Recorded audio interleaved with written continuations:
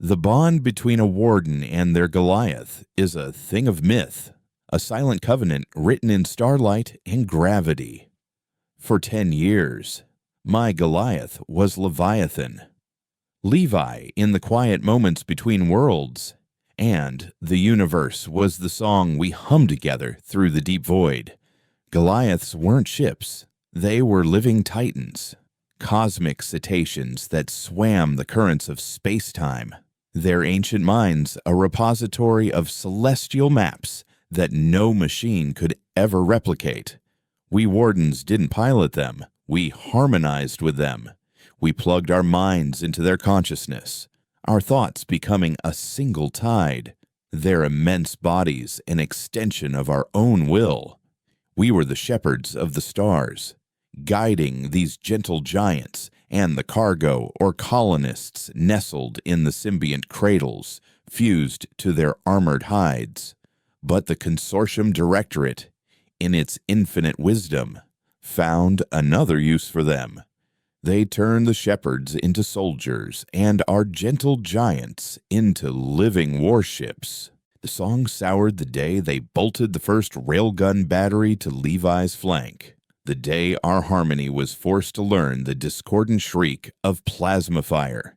Still, we served, because we were wardens of the 7th Flotilla, and duty was the anchor of our souls. That anchor was torn loose over Tartarus 9, a dead rock orbiting a dying star in a nebula that ate light and sanity with equal hunger. The official order was a patrol, a routine sweep of the nebula's edge. The unofficial order, whispered from Admiral Valerius himself through a secured channel that crackled with false sincerity, was a rescue, a colony, he'd said, a black site research outpost gone dark. Valerius, a man whose smile never quite reached his eyes, a politician in a uniform who saw Goliaths not as living partners, but as assets on a balance sheet. He called it Operation Shepherd's Crook, a name so dripping with sanctimonious irony it should have been my first warning. Levi felt it too, a low thrum of anxiety vibrating through the neural lace, a psychic tremor that tasted of ozone and fear. I soothed him with memories of the Oort cloud, of silent, peaceful drifts through fields of virgin ice, but the unease lingered. My crew, a tight-knit family of 4 nestled in the cockpit module we called the Heart, ran their pre-engagement checks with a tense efficiency. Jax, my tactical officer, chewed on a stim stick, his knuckles white on the weapons console. Anya, my comms tech, had her eyes closed, already deep in the electronic ether, filtering the nebula's chaotic whispers for a sign of life. And old Sam, the engineer who'd known Levi since he was a juvenile the size of a frigate, was murmuring to the energy conduits, coaxing them, placating them, treating the Heart's machinery with the same reverence he showed our Goliath. We found the colony, or what was left of it, a series of shattered biodomes on a barren moon, their wounds still glowing with residual heat. No distress signal, just the damning silence of a graveyard. No survivors. Anya reported, her voice a ghost in my ear. Power signatures are dead. Life support, it's gone. Kalen, whatever hit them, it was fast and total. Levi's anxiety spiked into a full-blown psychic wail that rattled my teeth. He felt them before we saw them. Out of the swirling, ink-black clouds of the nebula, they emerged. Phantoms. That's what the rumors called them. Sleek, angular ships with no registry, no insignia, black as polished obsidian, and utterly silent. They didn't appear on our long-range sensors. They just resolved into existence, as if the darkness itself had given them birth. There were 6 of them, a wolf pack circling their prey. Kalen, what are our orders? Jax asked, his hand hovering over the master trigger for Levi's dorsal cannons. "Hold your fire," I commanded, my own voice tight. "Anya, get me a link to the flotilla. Tell Valerius we have unidentified hostiles at the target site, requesting immediate support." I could feel the 7th flotilla hanging back at the edge of the nebula. A dozen Goliaths with their wardens, our brothers and sisters in arms. We were their vanguard, their eyes and ears. They would come. They had to. Anya's face went pale. "Ma'am, the Admiral is on the line," he says. He says to hold our position and observe. Observe 6 ghost ships had just materialized on our doorstep after annihilating a secret research base, and our orders were to observe a cold dread, colder than the vacuum outside, began to seep into my bones. "Observe what?" "God damn it," Jack snarled. And then the Phantoms fired. It wasn't a weapon I recognized. No flash of plasma. No kinetic slug. No lance of light. It was a wave of nothing. A ripple in space-time that washed over us. And with it came the sound. Not a sound my ears could hear, but a shriek that tore directly through my mind, through the neural link, and into the very core of Levi's ancient consciousness. He screamed, a soundless, soul-shattering agony that buckled the heart's internal plating and sent me crashing against my restraints. It was a psychic harpoon, a weapon designed not to pierce flesh or steel, but to shred a mind. Red lights flashed across the console as Sam screamed about a cascade failure in the bio-monitors. Levi's pain was my pain. I felt phantom limbs tearing, ancient organs rupturing. I tasted the salt of his own blood, a coppery tang that flooded my senses. Through the agony, I heard Anya trying to raise the flotilla again. "Admiral, the Warden is under fire. They're using some kind of neural weapon. We need—" She trailed off, her eyes widening in disbelief. "They're not coming," she whispered, turning to look at me, her face a mask of horrified betrayal.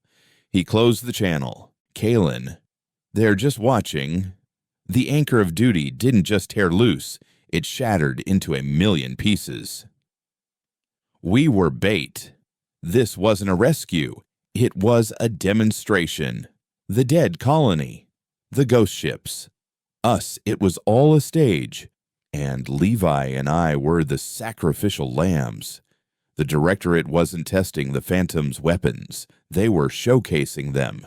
Valerius wasn't our commander. He was a goddamn arms dealer.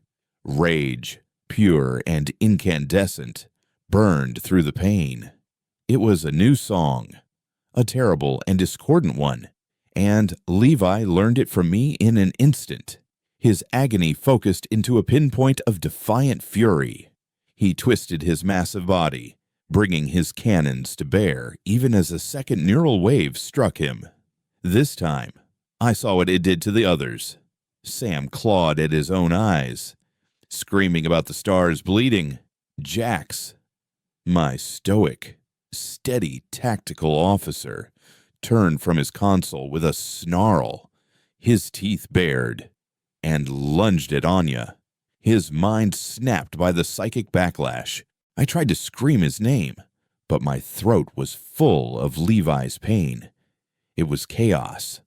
The heart, our sanctuary, had become a cage of madmen. While they tore at each other, I focused on Levi. One shot. I thought, pushing the command through the link with every ounce of will I had left. For all the songs we never got to sing. Fire. The railguns screamed. A final, defiant roar. The tungsten slugs, each the size of a shuttle, tore across the void and slammed into one of the Phantoms. The ghost ship's shields flared, buckled, and then its obsidian hull cracked open, venting atmosphere and fire into the silent dark. It was a mortal wound, but it was not a victory. The remaining 5 phantoms responded not with psychic attacks, but with brutal, conventional force. Torpedoes streaked towards us, and lances of coherent energy sliced through Levi's hide. He shuddered, a deep, resonant tremor that was not a sound, but a feeling of death itself. He was dying. The ancient mind I had known for a decade was fraying, the constellations of his thoughts going dark one by one. But even in his death throes, his loyalty held. With his last flicker of consciousness, he performed the one maneuver a warden prays they never have to experience, the heart scorn.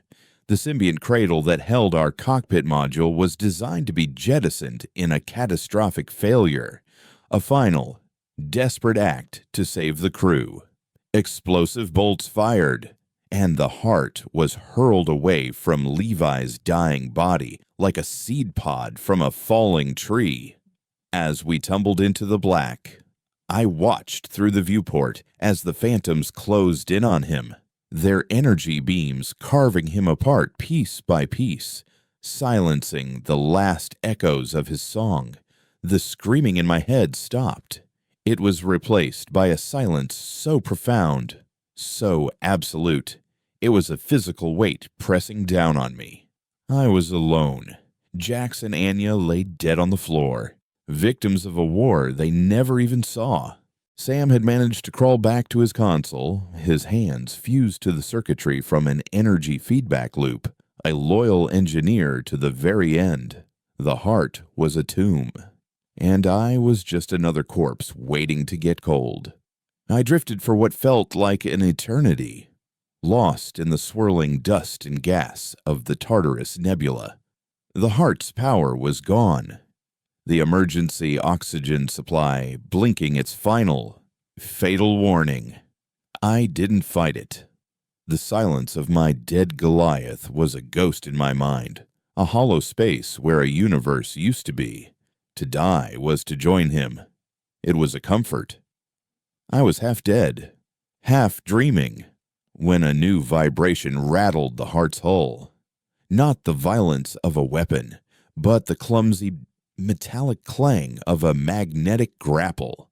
Lights flooded the viewport, and I saw the source a ship so ugly it was almost beautiful, a cobbled-together monstrosity of mismatched parts, scavenged armor plates, and engines that sputtered with a greasy, orange light. Its hull was scarred with re-entry burns and patched with unpainted metal, giving it the look of a vulture that had survived 1,000 dogfights. Across its prow, painted in faded, defiant letters, was the name, the Carrion Crow. The airlock door was cut open with a plasma torch, and a figure in a bulky, stained environment suit stepped inside. He moved with the slow, deliberate grace of an old man, but his eyes, visible behind the scratched visor, were sharp and missed nothing. He took in the scene, the bodies, the dead consoles. The warden slumped in her command chair and let out a low whistle. Directorate cleanup crew got sloppy. He grunted, his voice a gravelly rasp over my helmet comms. Or you got lucky. He and his crew dragged me from the tomb of the heart and onto the deck of their ship. They were a motley collection of humanity's forgotten children, a wiry woman with cybernetic eyes that clicked and whirred as she scanned my vitals, a hulking brute of a man whose face was a roadmap of scar tissue, and the old man, their captain. They worked with a rough, practiced urgency, stripping off my suit and hooking me up to a medical station that looked as jury-rigged as the rest of the ship. The captain introduced himself as Silas, and he didn't offer condolences or pity, which I was grateful for. He just offered a cup of something hot that tasted like burnt grain and regret. "You were a warden of the 7th," he stated, not a question. He'd seen the insignia on my uniform before his medic had cut it away. I nodded, my throat too raw to speak. Valerius's flotilla, he continued, a sneer twisting his lips.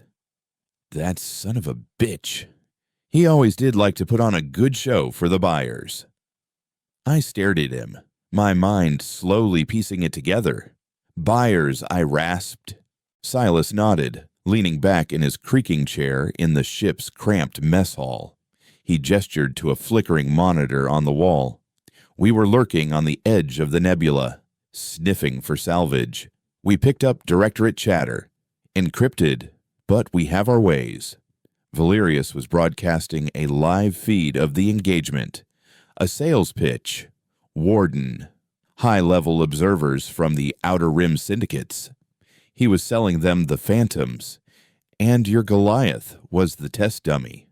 They wanted to see how the new neural torpedoes worked on a biologically integrated capital vessel.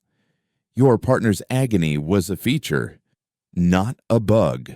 They were measuring its psychic scream. The burnt grain taste in my mouth turned to ash. Every death, every moment of agony, every shriek that had torn through my soul had been recorded, analyzed, and presented as a data point on a sales chart. My crew, my Leviathan, they weren't casualties of a battle. They were the cost of a transaction. I looked at Silas, at the cynical lines etched around his eyes, and I saw a man who had been chewed up and spat out by the same machine. "Who are you?" I asked. "We're the Carrion," he replied with a grim smile. "The birds who come after the lions have had their fill. Deserters, disgraced officers, freelance salvagers. Everyone the Consortium Directorate has tried to erase. We survive on the scraps they leave behind." He pointed the remote at the monitor, and a star chart shimmered into view, a map of the Consortium's sprawling territory. At its heart was the Sol system, the seat of the Directorate's power. "They declared you dead, by the way," Silas said, his voice dropping. "Warden Kalen and the entire crew of the Goliath Leviathan lost in a tragic encounter with an unknown alien aggressor in the Tartarus Nebula. Posthumous medals for everyone. A neat little story to close the file. They hadn't just killed us, they were erasing us, burying their crime under a mountain of lies and cheap metals." I stood up and walked to the monitor, my hands clenched into fists. I stared at the bright, burning light of Sol, the home of Admiral Valerius and the entire rotten structure that had sacrificed my family for profit.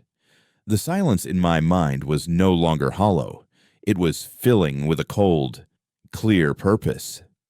The song of the Warden was dead. The shriek of the Predator was about to begin. Silas watched me, his expression unreadable. "That look in your eye, kid," he said quietly. "I've seen it before. It only ever leads to two places, a body bag or a revolution. So, what's it going to be?" I didn't look away from the star chart. "First," I said, my voice as cold and steady as the void between worlds, "we find out who built those phantom ships, and then we're going to find out who bought them. And when we have all the names on that sales ledger, we're going to make every single one of them pay. In blood and fire." The hunt had begun. The silence Leviathan left behind was not an absence of sound, but a presence of its own. It was a phantom limb where half my soul used to be, a constant, dull ache in the space between thoughts. On the Carrion Crow, the clamor of a dying ship was a poor substitute. The groan of stressed metal, the asthmatic hiss of the life support, the low-frequency hum of the overstressed reactor core. It was a symphony of decay. And, for the first few weeks, It was all that kept the silence at bay. I found my rhythm in the ship's brutalist routine. I trained with Grorn, the hulking, scarred man who served as Silas's enforcer. He was a mountain of muscle and quiet rage, a former shock trooper from the Jovian Moons campaign who'd been discarded after his unit was deemed psychologically unstable. In our sparring sessions in the cramped cargo bay, he taught me how to fight dirty, how to turn an opponent's weight against them, how to kill with a tool, a piece of pipe, or my bare hands. He didn't speak much, but in the precise, economical violence of his movements, he communicated a shared understanding of betrayal. We were both ghosts, haunted by the wars the Directorate had forced us to fight and then tried to forget. I worked with Zaya, the ship's slicer and medic, her augmented eyes a constant whir of data acquisition. She was a deserter from the Consortium's intelligence division, a woman who'd seen the raw, unfiltered data of their atrocities and chosen exile over complicity. She taught me how to strip a weapon, how to bypass a security lock, and, most importantly, how to build a wall in my mind. The neural lace makes you vulnerable. She explained one cycle, her voice a detached monotone as she calibrated a fresh power cell for my sidearm. They built a back door into every warden, a kill switch. You need to learn to think in code, to encrypt your own anger. If they ever find you, they'll try to use that connection against you. Make sure there's nothing left for them to grab. Silas watched me, his gaze a mixture of paternal concern and a predator's appraisal. He saw the tool I was becoming, and he knew he was the one sharpening the blade. "Vengeance is a poor navigator, Kalen," he'd said once, as we shared a ration pack on the bridge, the star-strewn void our only witness. "It'll get you out of the harbor, but it won't see the rocks beneath the waves." I didn't reply. He didn't need one. He knew my course was set. It wasn't until we reached the fringes, that lawless expanse of asteroid fields and rogue stations between Consortium space and the Outer Rim, that he finally revealed his plan. He brought up a schematic on the main view screen, a tangled mess of rock and steel that looked like a shattered beehive. "Port Requiem," he announced. A hollowed-out asteroid that was once a deep space prison. Now, it's the galaxy's confessional, a place where secrets are bought and sold, where identities are shed like old skin.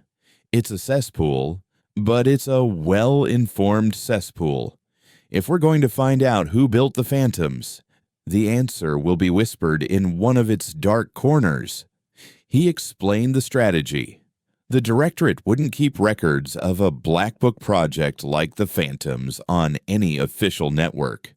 The sale, the demonstration, the buyers, all of it would have been arranged through deniable channels by information brokers who valued anonymity above all else.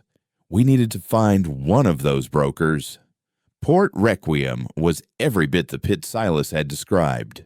The carrion crow docked in a cavernous bay that stank of ozone, spilled fuel, and unidentifiable alien fungi.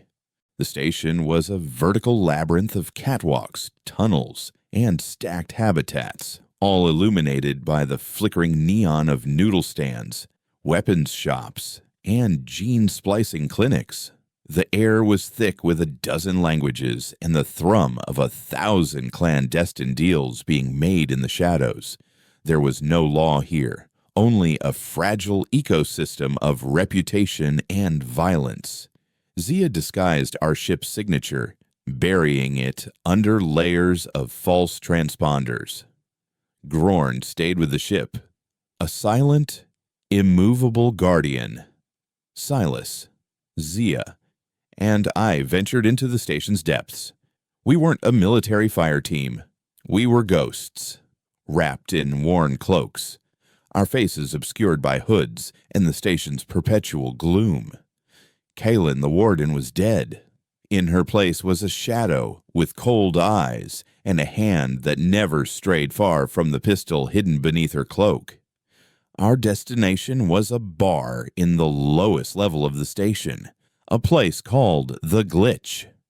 The patrons were a grotesque menagerie of augmented humans, gaunt alien refugees, and corporate spies trying to look inconspicuous. The air was hazy with narcotic smoke, and the music was a discordant throb of industrial noise.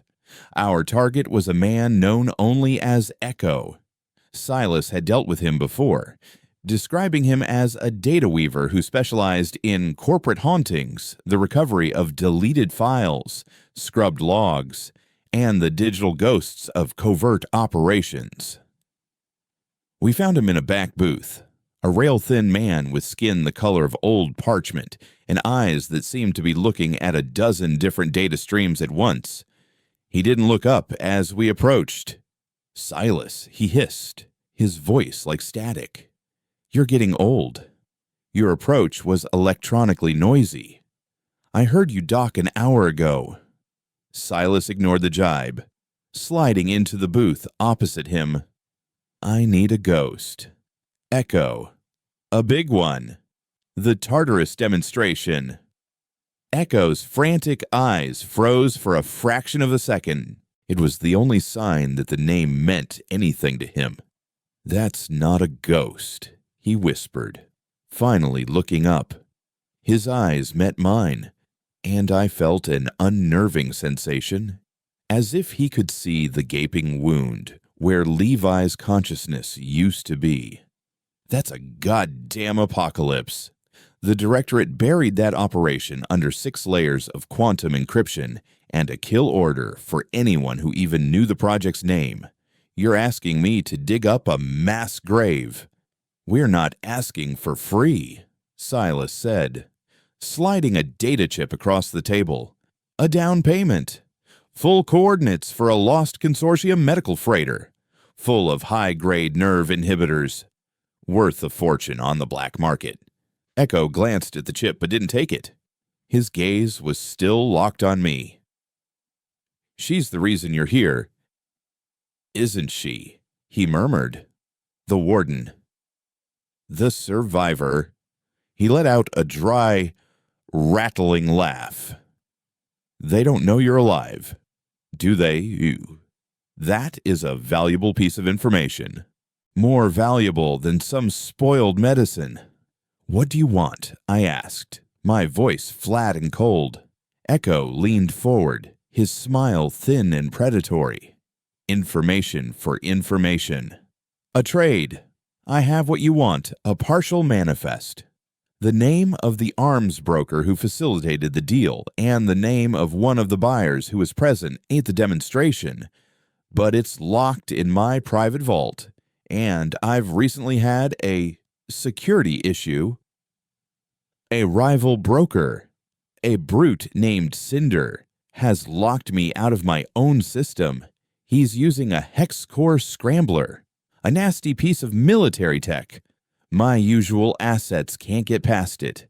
He pointed a long, bony finger at Zia. "But your slicer, if she's as good as Silas's reputation suggests, might be able to crack it. The vault is in the old processing sector, well guarded. And if we get it for you," Silas asked, his eyes narrow, "then I will give you the names." Echo promised. "And as a bonus, I will wipe your ghost from every data stream in this sector, for a little while, at least. You won't exist." It was a trap. We all knew it, but it was the only path forward. Cinder's operation was housed in a defunct ore smelting plant, a maze of rusting gantries and colossal, silent machinery. Her guards were cybernetically augmented thugs, their flesh fused with pitted iron, their eyes glowing with malevolent red light. We moved through the shadows, a 3-person cell of righteous thieves. Zia was our key, her cybernetic eyes seeing the flow of data in the walls, mapping the security grid, whispering directions in our ears. I was the point man, moving with the lethal grace Grorn had beaten into me, my senses honed by years of communion with a Goliath. I felt the vibrations through the floor, smelled the ozone of an active power conduit, saw the subtle shift of a shadow that betrayed a hidden guard. We took them down one by one, silent, efficient, and brutal. A garrote here, a silenced shot there, a quick, sharp knife in the dark. This was the language the Directorate understood, the only one they had taught me that was still of any use. We reached the vault, a massive circular door set into a reinforced wall. Zia jackknifed into the control panel, her fingers dancing across a holographic interface, a cascade of golden light reflecting in her augmented eyes. "The hex core is a beast," she muttered, sweat beading on her forehead. "It's fighting back. I need time. You need to buy me time." And then the alarms blared. Cinder knew we were there. Heavy metal doors slammed shut, and the smelting plant came alive with the sound of armored boots and charging weapons. Silas and I took positions on either side of the vault door, our backs to the cool metal, weapons raised. "Just like old times," he grunted, a grim smile on his face. They came in a wave, pouring down the gantries, their weapons spitting fire. We met them with our own. I moved like I was trained to, using cover, timing my shots, my mind a cold, clear calculator of threat and response. But this wasn't a clean military engagement. It was a brawl in a junkyard. An energy bolt seared the air next to my head, and I felt the heat of it on my cheek. I dropped the guard who fired it, then spun to cover Silas as he reloaded. We were holding them, but we were outnumbered and outgunned. Just as our position was about to be overrun, a deafening roar echoed from the corridor behind the attackers. Grorn appeared, a walking bastion of destruction. He'd left the ship. In his hands, he wielded a massive sheet of plasteel torn from a wall panel, using it as a shield and a battering ram. He crashed into their flank, scattering them like 9-pins. His roar of fury more effective than any weapon. With the pressure off, Zia gave a cry of triumph. "I'm in vaults open." The massive door hissed and began to retract. We didn't wait. We threw down suppressing fire, grabbed Zia, and plunged into the darkness of Echo's vault, Grorn bringing up the rear, sealing the door behind us with a well-aimed shot to the control panel. Echo's vault was not filled with treasure, but with servers, humming towers of light that held the sins of 100 corporations. Zia found the manifest quickly. She downloaded it to a secure chip, and as an extra precaution, triggered a wipe of Echo's entire system. "A loose end," she stated simply. We made it back to the glitch through the station's maintenance tunnels, emerging into the bar smelling of rust and cordite. Echo was still in his booth, a smug look on his face. "I heard you made a mess," he hissed. "But you have my property." Zia slid the dead hex core scrambler across the table. "And your vault is now a blank slate. Consider it a service fee." Echo's smile faltered, but he handed over his own chip. "A deal is a deal," he said.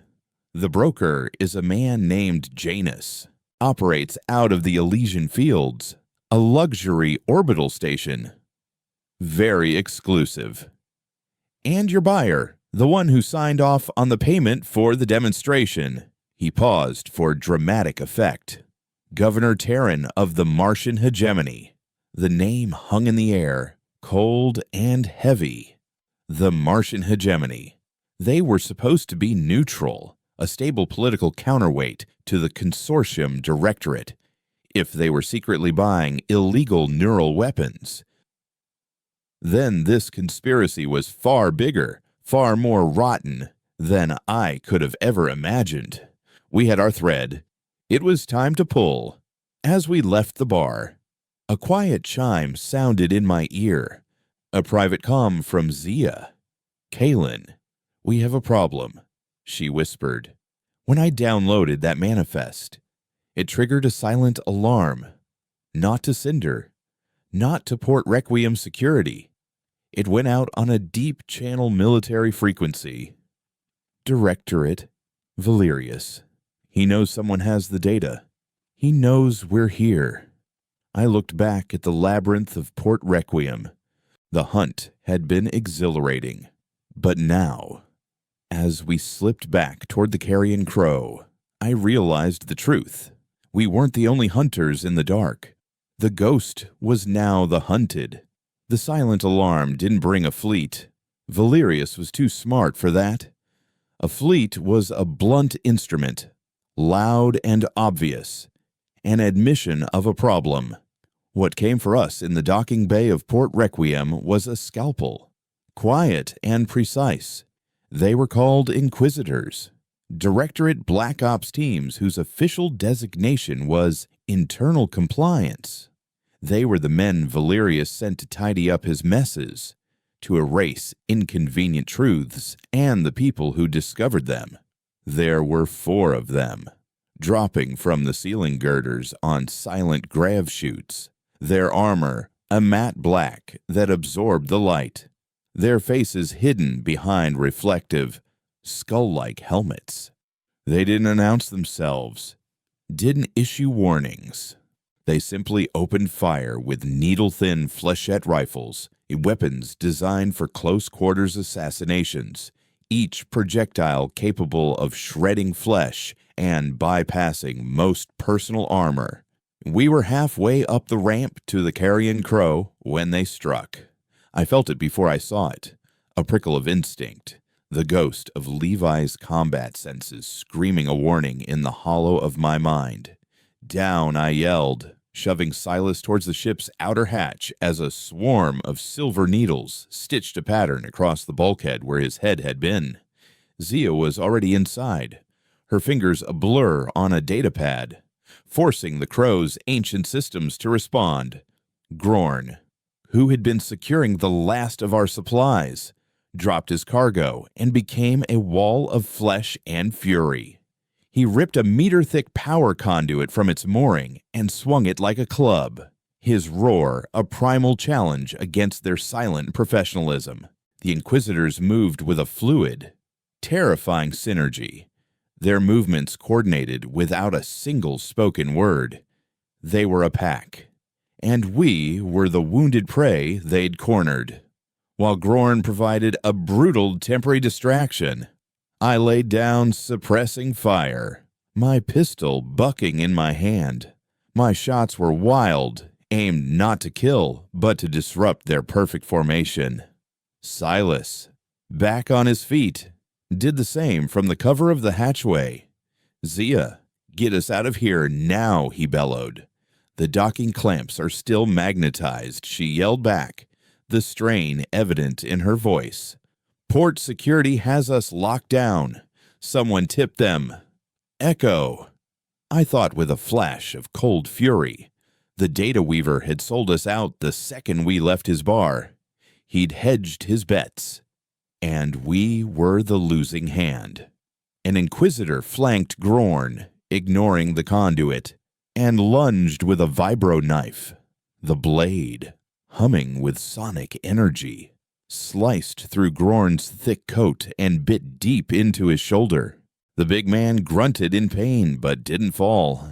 Instead, he dropped the conduit, grabbed the Inquisitor's arm, and with a sickening crack of bone, broke it backwards at the elbow. As the commando's silent discipline finally broke in a pained gasp, Grorn slammed his armored forehead into the agent's helmet, shattering the visor and the skull beneath. One down, but the others were already adapting. Two focused their fire on Grorn, their flechettes chewing through his flesh, forcing him back step by bloody step. The fourth raised his rifle, aiming directly at me. I saw my death in the cold reflection of his helmet. Then the universe lurched. Zia's scream of triumph echoed from the bridge. Got it with a groan of protesting metal. The carrion crow tore itself free from the docking clamps, its engines roaring to life with a surge of raw, uncontrolled power. The sudden lurch sent the Inquisitor's aim wide. His shot went high, and in that split second, I fired twice. My first shot hit his rifle, the second his throat. He collapsed in a heap. Silas grabbed my arm, pulling me up the ramp. "Grorn, move," he screamed. Grorn, bleeding from a dozen wounds, turned and lumbered towards us as the remaining two Inquisitors scrambled for a better firing angle. The ramp hissed shut just as a volley of flechettes peppered the outer hull. I didn't wait. I ran for the bridge, the ship shuddering around me as Zia piloted us through the chaotic docking bay with a smuggler's reckless grace. "They've sealed the main doors," she shouted, her augmented eyes darting between the view screen and her console. "We're boxed in. Silas took the pilot's seat? Then we make our own door." He slammed his hand down on a large, red, unguarded button on the console. "Jettisoning port-side ballast, brace yourselves." A klaxon blared as a huge section of the crow's expendable outer armor detached and, propelled by explosive charges, shot across the bay. It slammed into a row of stacked cargo containers, creating a massive, fiery diversion. In the ensuing chaos, Zia found a secondary exit, a waste disposal chute big enough to fit a garbage scow. It wasn't glorious, but it was a way out. We plunged into the station's grimy underbelly, scraping the hull against the narrow tunnel walls, and finally emerged into the black, leaving Port Requiem and Valerius's ghosts behind us. The journey to the Elysian fields was a tense one. Grorn was in the medbay, Zia patching the worst of his wounds with a dermal regenerator and a liberal amount of surgical steel. He was quiet, his rage simmering beneath a surface of pain. He'd survived, but the encounter had left a fresh scar on his soul. On the bridge, Silas, Zia, and I huddled around the data we'd bled for. Janus, the broker, Governor Terran, the buyer. "Elysian Fields isn't Port Requiem," Silas said, his voice grim. "It's a floating palace in a high-security orbit. No guns, no armor, no visible cybernetics. Everything is sanitized. They run deep-level biometric scans on every visitor. The carrion crow can get us into the system, but it would stick out like a dead rat in a punch bowl. We can't go in as ourselves."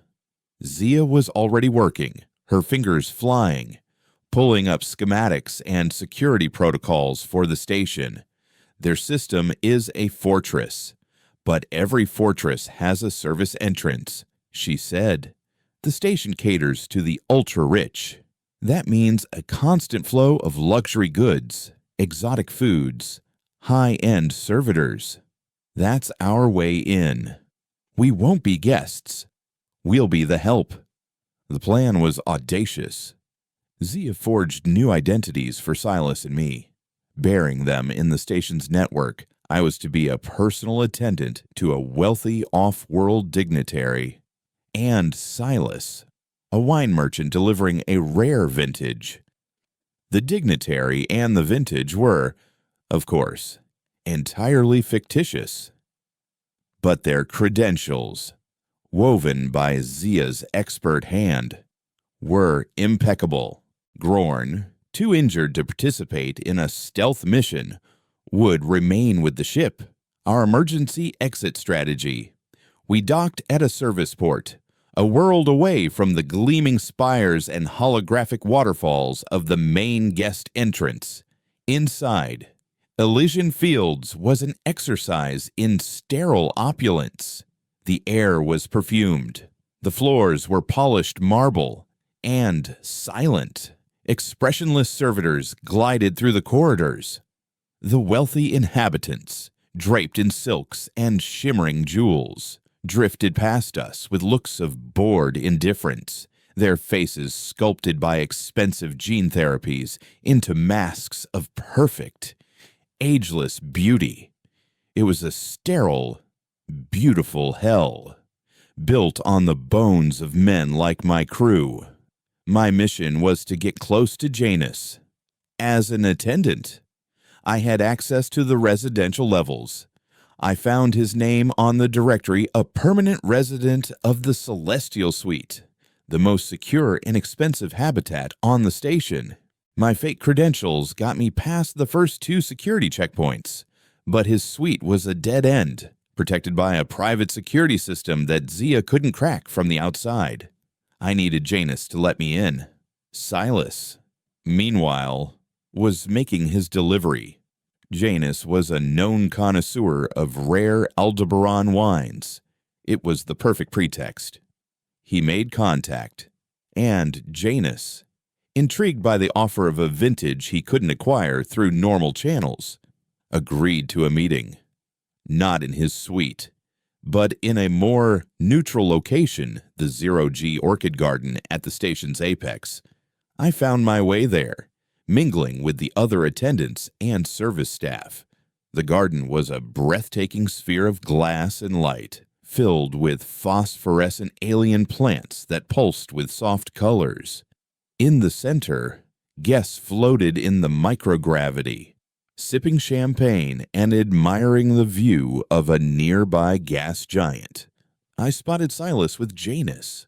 The broker was the epitome of Elysian elegance, a tall, very silver-haired man in a tailored suit, his face handsome and serene, his smile practiced and empty. He radiated a calm, confident power that was more intimidating than any weapon. I positioned myself nearby, pretending to adjust a floral arrangement, my audio receiver tuned to their frequency. A truly exceptional year, Janus was saying, swirling the wine in his glass. But I suspect you didn't come all this way just to sell me a bottle. Mr. Cole? Cole was Silas's cover. You're a perceptive man, Silas replied, his voice smooth. I represent a consortium of independent miners in the fringes. We've recently acquired some advanced drilling technology, military grade. We're looking for a discreet buyer. Janus smiled. Military grade technology often finds its way into the wrong hands. It can be so destabilizing. The Directorate takes a dim view of such things. The Directorate doesn't have to know. Silas pressed. That's why I came to you. Your reputation for discretion is legendary. Discretion has a price, Janus said coolly, as does information. Tell me, Mr. Cole, are you also interested in acquiring technology? Perhaps something new. Something that bypasses traditional defenses. Something that turns a living being's mind into a weapon and then into a casualty. I have a new line that is proving very popular with select clients. My blood ran cold. He was talking about the neural torpedoes. He was trying to sell the Phantom's weapons to Silas. It was a test. He was fishing. Silas didn't take the bait. My interests are purely in excavation. For now. Janus's smile tightened. A pity. Then perhaps we have nothing more to discuss. He turned to leave. This was my only chance. I stepped forward, accidentally bumping into a floating serving tray. Glasses and canapes went spinning through the 0G environment. In the confusion, I brushed past Janus, my hand near the datapad clipped to his belt. My fingers were nimble, and the micro recorder I palmed was no bigger than my thumbnail. I attached it to the underside of his pad. A risky move, but it was our only way to get inside his network. He barely gave me a second glance, just an irritated flick of his eyes before his personal guard steered him away. The bug worked. Back in a sterile service corridor, Zia's voice whispered in my ear, "I'm in. He's running a closed network, but the recorder is acting as a bridge. It's weak, but it's a connection. I've found his private files, the buyers, the specs, the manufacturer. It's all here, but it's encrypted with a bio key. It needs his voice, his retinal scan, or his DNA to unlock. There was only one way to get that. We had to confront him directly." Silas used his cover to request a second meeting, claiming his employers were now reconsidering Janus's offer. Janus, sensing a lucrative deal, agreed. This time, the meeting was in his suite. When we arrived, he was not alone. 2 guards, dressed in the same elegant suits, but with the unmistakable bulge of sidearms beneath their jackets, stood by the door. The celestial suite was a palace of chrome and white leather, with a floor-to-ceiling window that looked out on the swirling clouds of the gas giant. "I had a feeling you were more than just a wine merchant," Janus said, pouring himself a drink. "The clumsiness of your attendant in the garden was theatrical, and my security systems detected a minute energy signature piggybacking on my datapad. Very clever. Tell me, who sent you the directorate, trying to audit their off-the-books partners, or someone else, someone you helped make into a ghost?" I said, stepping out of the shadows. I let the hood of my attendant's uniform fall back, revealing my face. Janus's composure finally cracked. He took a half step back, his eyes widening in genuine shock. He recognized me, not as Kalen the Warden, but from the data. He'd seen the live feed from Tartarus. The survivor. He breathed. Impossible. The report said. The report lied. Silas finished, his hand resting on the concealed pistol at his back. "We want the key, Janus, the files, everything you have on Project Phantom." Janus laughed. A high, nervous sound. "You think you can just walk in here and take it. You have no idea what you're meddling in. This is bigger than Valerius. Bigger than the Directorate." He backed away towards his desk. "This is about the evolution of warfare. The future. A future Governor Terran is willing to pay any price to secure." He slammed a button on his desk. The window behind him polarized, turning black, and the suite's doors hissed shut. The guards drew their weapons. "You won't leave this room alive." Janus snarled, his mask of civility gone, revealing the cornered predator beneath. "The future doesn't need ghosts like you." But he was wrong. The future was about to be haunted. The 2 guards in the celestial suite moved with the cold, synchronized grace of predators. They didn't rush. They advanced, 1 flanking left, 1 right, their pistols held in a perfect 2-handed grip, turning the opulent room into a kill box. Janus, his face a mask of triumphant malice, retreated behind a large obsidian desk. Silas didn't hesitate. He kicked the leg of a heavy chrome and glass table, sending it crashing onto its side, creating a makeshift barrier. "Left is mine," he yelled, dropping behind it just as a plasma bolt hissed over his head and melted a patch of the far wall into slag. I didn't need the instruction. The guard on the right was already closing the distance, his movements economical, his eyes visible for a moment in the reflection of a polished statue, utterly devoid of emotion. He was a professional, but rage is a force multiplier that professionalism can't always account for. I dove, not away from him, but towards him, rolling under his line of fire. I came up inside his guard, too close for him to bring his pistol to bear. He reacted instantly, dropping the weapon and reaching for the knife on his belt. He was fast, but my pain was faster. I grabbed a heavy, long-necked wine bottle from a nearby serving cart, the same vintage Silas had used as his pretext, and swung it in a vicious arc. It connected with the side of his head with a sickening crunch of glass and bone. He staggered, stunned, and I didn't give him a moment to recover. I drove the jagged, broken neck of the bottle into the soft spot beneath his jaw, severing arteries and silencing him forever. Across the room, Silas was pinned down. The second guard was methodically firing, each shot chipping away at Silas's cover. I could see the table beginning to glow, its material integrity failing under the sustained plasma bombardment. There was no time for stealth. I vaulted over a white leather sofa, my own pistol finally in my hand, and fired 3 rounds in quick succession. The guard, alerted by the sound of my attack, spun towards me. 2 of my shots went wide, but the third caught him in the chest. His personal shield flared, absorbing the kinetic impact, but the blow was enough to make him stumble.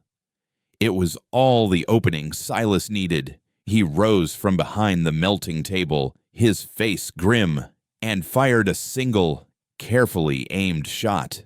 The plasma bolt hit the guard's unshielded head, and he collapsed without a sound. The suite fell silent. The only sound, the faint hum of the air recyclers and the frantic, panicked breathing of Janus from behind his desk. "You're dead," he stammered, his voice trembling. My silent alarm went to station security. "They'll be here in seconds." "Your alarm didn't go to security," a new voice said, crisp and clear from the suite's internal comm system.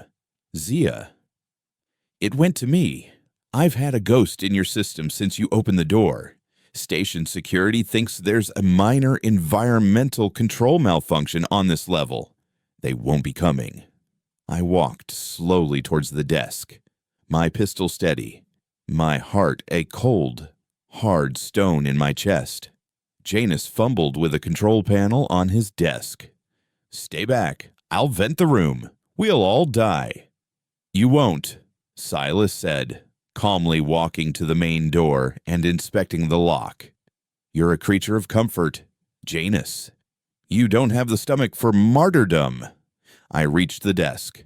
Janus shrank back in his chair, his elegant facade stripped away, revealing the terrified coward beneath. "What do you want?" he pleaded. "The files," I said. "Unlock them." "I can't. It's a dead man's switch. If my biometrics don't check in every 12 hours, the files are automatically wiped and a signal is sent to Governor Terran. Then you'd better hope you live another 12 hours. I said. I grabbed him by the front of his expensive suit, hauling him out of his chair. He was surprisingly light, all bluff and no substance. I slammed his face down onto the data pad clipped to his belt, the one my bug was still attached to. A soft chime indicated his DNA had been sampled. Then I wrenched his head back and forced his eye into the path of the pad's retinal scanner. Another chime. The voice key. He gasped, blood trickling from his lip. "It needs a passphrase." "What is it?" I demanded. He just laughed, a broken gurgling sound. "Go to hell." A shot rang out, not from my gun, but from Silas's. Janus's eyes went wide. A neat, cauterized hole appearing in the center of his forehead. He slumped to the floor. Dead. I stared at Silas, my hand still gripping the broker's suit. We needed him alive, I hissed. The passphrase, Silas walked over and calmly took the datapad from Janus's body. He turned it over in his hands. Zia, are you recording always? Her voice came back. Silas cleared his throat and, in a perfect imitation of Janus's smooth, arrogant tone, said, "The future doesn't need ghosts." There was a third, final chime from the datapad. The bio key was unlocked. I stared at him, stunned. You heard him say it, Silas explained, a flicker of something that might have been pride in his old eyes. In the garden, when he was testing me, I suspected then it might be a key. Men like Janus are narcissists. Their security is an extension of their ego. The data began to flood Zia's console back on the Carrion Crow. We didn't have much time.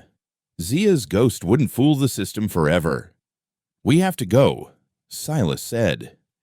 Zia, you still have that sanitation protocol you found ready to activate.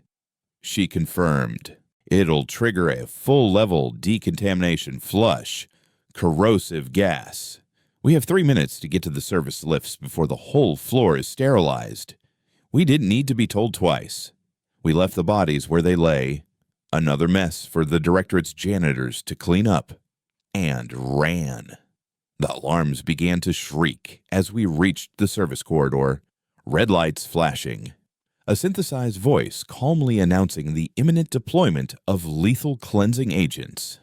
We made it to the lift with seconds to spare, the hiss of the gas filling the corridor behind us as the doors slid shut. The escape from Elysian Fields was a blur of service tunnels, garbage chutes, and stolen maintenance skiffs. By the time we were back aboard the humming, grimy safety of the Carrion Crow, we were ghosts again. Our forged identities wiped, our trail once more cold. On the bridge, the four of us gathered around the main view screen. Grorn was there, his arm in a sling, but his eyes clear and focused. The files from Janus's datapad were unspooling, a river of forbidden knowledge. And it was worse than we had imagined. The name of the project wasn't Phantom. That was just the name of the ships. The operation itself was called Project Chimera. The manufacturer was a corporation called Xylogenetics, a seemingly benign bioengineering firm that specialized in terraforming and agricultural science. On the surface, they were heroes, feeding the outer colonies. Beneath, they were weaponsmiths, designing technologies that twisted the very fabric of life. The schematics for the neural torpedoes were there, and they confirmed my darkest fears. They weren't designed simply to kill a Goliath. They were designed to harvest it. The psychic shriek Leviathan had emitted in his dying moments wasn't just a side effect. It was the weapon's primary function. The torpedoes latched onto the Goliath's consciousness, forcibly recording its entire neural structure, its star charts, its memories, its unique connection to space-time, in the instant before death. The agony was the price of the download. Valerius hadn't just sold a weapon, he had sold my partner's soul. But the most damning file was the last one. It contained the project's ultimate goal. Governor Terran of Mars and his allies in the Directorate weren't just buying weapons. They were using the harvested neural maps from dead Goliaths to build a new kind of warden, an artificial one. They were creating synthetic neural matrices, slave minds, that could be imprinted onto cloned, lobotomized Goliaths, creating a fleet of living warships with no bond, no loyalty, no warden to question an order. They were stealing the Goliath's song and teaching it to an army of puppets. My grief, which had been a cold, hard knot in my chest, fractured. In its place, A rage so pure and white-hot it felt like I was being forged anew. They hadn't just murdered Leviathan. They had desecrated him. They had taken our bond, the most sacred thing a warden could ever know, and turned it into a product to be replicated and sold. They were building a fleet from the ghosts of my dead brothers and sisters. Where?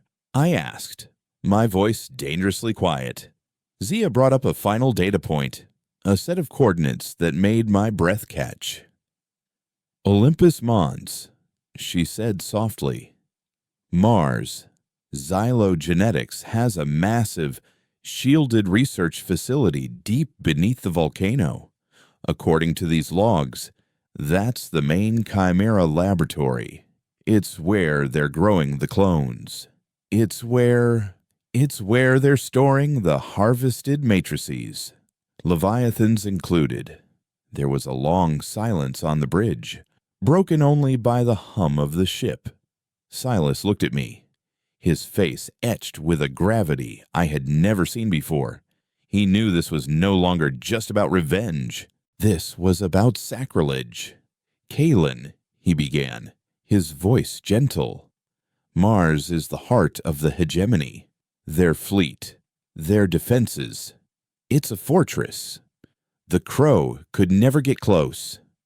We're not going to try, I said, turned to face them. The pain, the rage, the grief, it had all coalesced into a single, terrifying point of clarity. I knew what I had to do. My crew, this broken, loyal family of outcasts, watched me, their faces grim. They knew what was coming.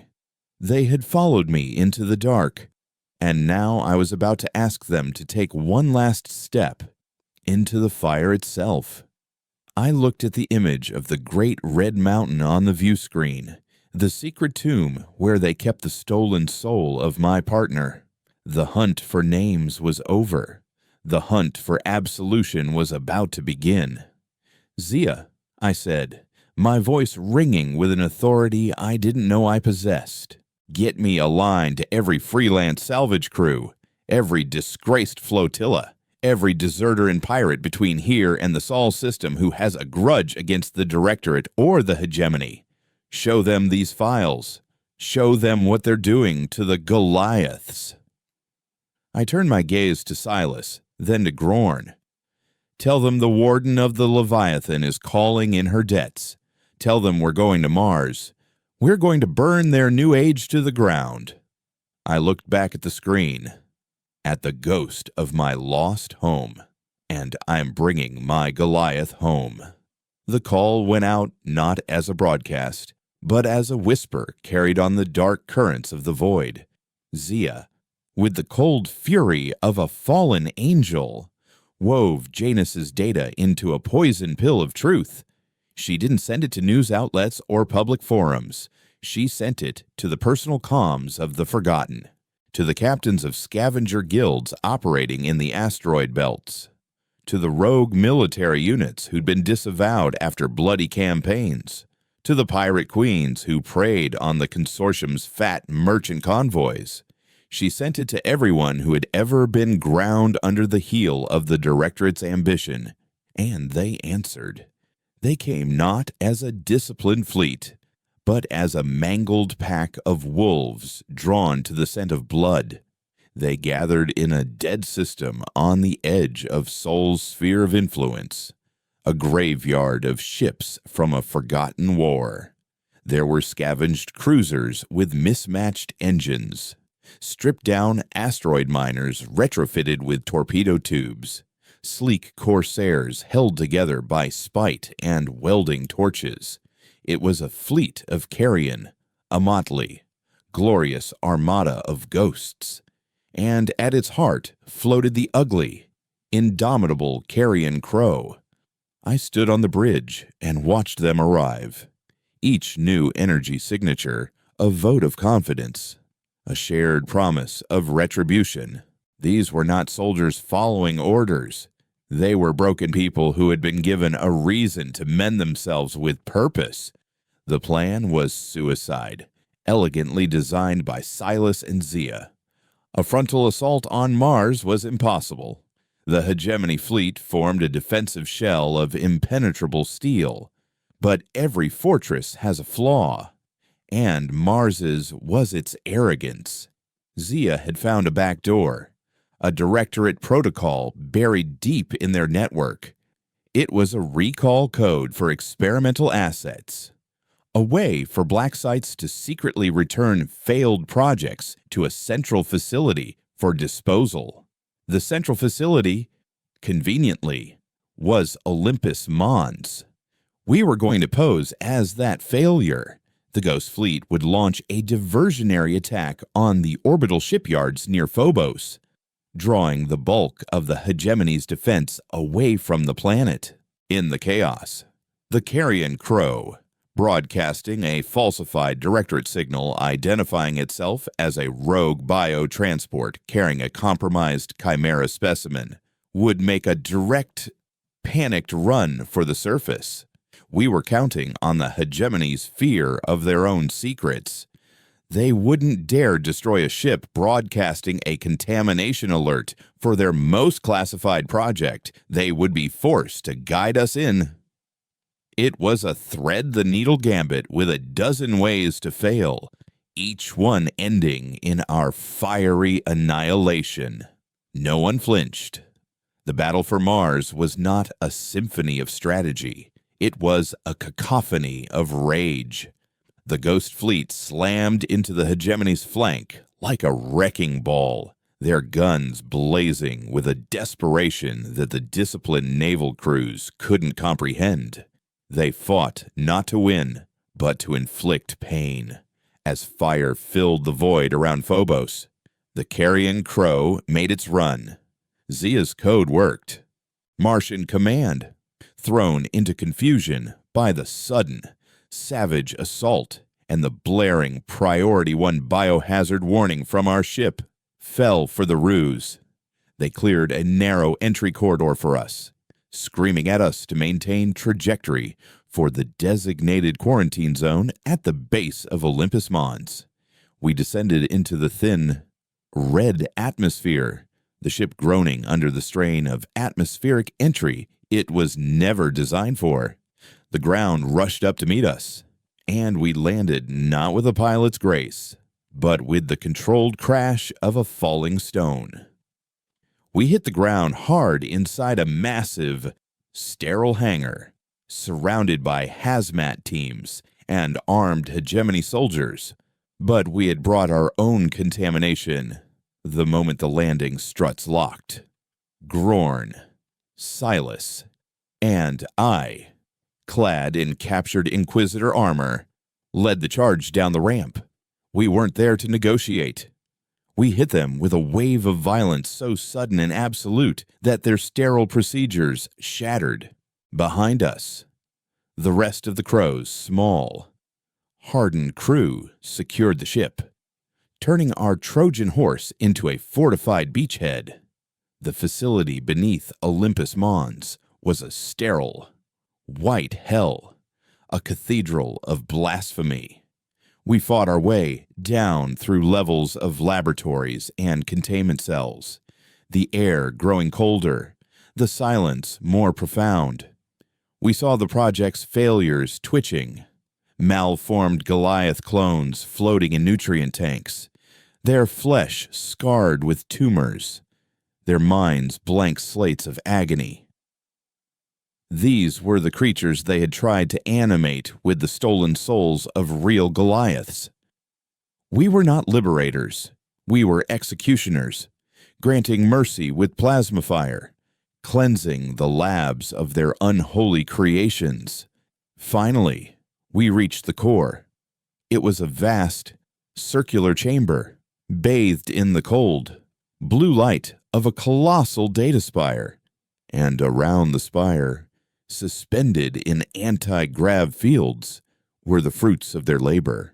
A dozen juvenile Goliaths, cloned and lobotomized, their ancient eyes vacant, their hides scarred with the ports and conduits that would chain them to the will of their masters. They were perfect, living weapons, waiting for the ghosts of their dead brethren to be forced into their empty minds. And in the center of the spire, I saw it. A swirling constellation of captured light, a vortex of raw data that hummed with a familiar, agonizing song. It was Leviathan. It was his mind, his soul, his everything, trapped and cataloged, a ghost in their machine. The silence in my head was replaced by his scream, a silent, eternal echo of the moment of his death. A figure emerged from the shadows, not Terran, not Valerius, but a woman in a stark white lab coat, her face serene, her eyes holding the chilling zeal of a true believer. Magnificent. "Isn't it?" she said, gesturing to the spire. "Dr. Eris Thorn, head of Project Chimera, you must be the Warden, the anomaly. We have studied the recording of your Goliath's end 1,000 times. The bond was exceptional. The data we harvested from him formed the very bedrock of this program. You desecrated him," I snarled, raising my rifle. She smiled, unfazed. "We immortalized him. We took a biological dead end and turned it into the future of power. We are building gods, Warden, and you are a relic." "You're a grave robber," Silas corrected, his own weapon leveled at her. "And this tomb is about to be sealed." Thorn just shook her head. "You are too late. The first successful imprint is scheduled to begin. Governor Terran is observing remotely. He will be so pleased. The age of the Warden is over." I looked from the cold-eyed doctor to the trapped soul of my partner. She was right. I couldn't save him. I couldn't bring him back. The song was broken forever, but I could set him free. "Zia," I whispered into my comms, "do it." Back on the Carrion Crow, Zia's fingers danced. She wasn't launching a virus, she was using the Directorate's own harvesting technology against itself. She initiated a feedback loop, commanding the central spire to do what it was designed to do record, but she didn't give it a target. She commanded it to record itself. The spire began to hum, the blue light turning to a brilliant, blinding white. "Doctor." Thorn's face finally registered alarm. "What have you done?" she shrieked. "You're creating a paradoxical energy cascade." The system, forced to catalog its own infinite complexity, began to overload. The captured matrices, the ghosts in the machine, began to resonate, their stolen agony amplifying the surge. The cloned Goliaths in their cradles began to thrash, their empty minds overwhelmed by the psychic death scream of the spire. Leviathan's constellation of light pulsed, brighter and brighter, and for a glorious, heartbreaking instant, I felt him. Not a memory, not an echo, but his presence, his love, his forgiveness, a final and silent farewell as the data that held him prisoner was burned away. "We have to go," Grorn yelled, pulling me back as the chamber began to tear itself apart. We ran, the facility collapsing around us, the screams of Doctor Thorn consumed by the roar of overloading reactors. We made it back to the Crow just as the peak of Olympus Mines began to vent superheated gas and molten rock. The tomb was sealing itself, burying the sins of Project Chimera under a mountain of fire. The aftermath was a whisper, not a bang, with the Chimera Project literally blowing up in his face. Governor Terran's political power base evaporated. The revelation of his pact with Valerius shattered the hegemony's neutrality. Civil war erupted on Mars. Valerius, his secrets exposed, was recalled to Earth by his rivals in the Directorate, not for a court-martial, but for a quiet, permanent retirement in some forgotten corner of the political machine. They wouldn't punish him. They would just erase him. The ultimate irony. The ghost fleet scattered back to the shadows, their debts paid, their rage sated, leaving the great powers to squabble over the ashes. Aboard the Carrion Crow, we drifted in a quiet, unnamed sector. Grorn was cleaning his weapons, a rare, peaceful look on his scarred face. Zia was charting a course to nowhere in particular, a small smile playing on her lips.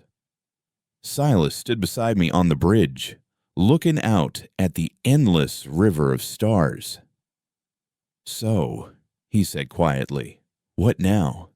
"Kalen." I looked out at the void. The screaming was gone. The agonizing echo was gone. The silence was back. But it was different now. It wasn't the loud, the mocking emptiness of a fresh wound. It was a clean, quiet space, filled not with what I had lost, but with the memory of what I had been given. I was no longer a warden. I was no longer a ghost. I was a survivor, a captain of a ship of fools, a member of a broken, beautiful family. The song was over. But for the first time in a very long time, the silence was peace. "Now," I said, turning to my old, cynical, loyal captain, "we find a new song.